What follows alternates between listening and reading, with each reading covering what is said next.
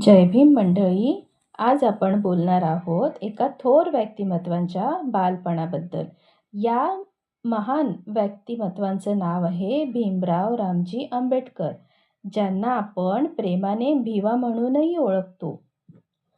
14 April 1891 रोजी मध्य प्रदेशातील महू या छोट्याशा गावात भीमरावांचा जन्म झाला. त्यांचे वडील होते रामजी मालोजी सकपाळ आणि आई होत्या माता भीमाबाई. लहानपणीच आईचं निधन झालं, त्यामुळे घरात खूप मोठं दुःख आलं. शिवाय घरची आर्थिक परिस्थिती अत्यंत खालाखीची होती.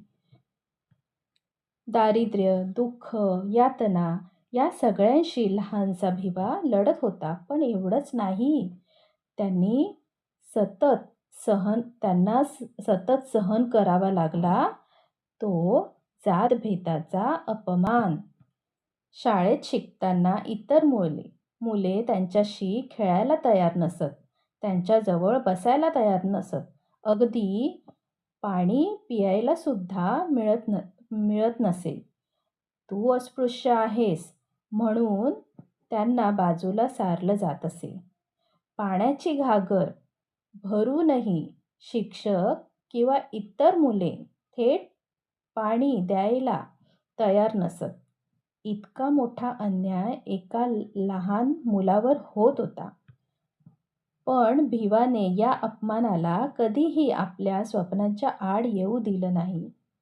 आई गेल्यानंतर वडिलांच्या आधाराने आणि स्वतःच्या चिकाटीच्या जोरावर त्यांनी शिक्षण घेतलं. त्यांच्यात एक वेगळाच जिद्दीचा ज्वालामुखी होता.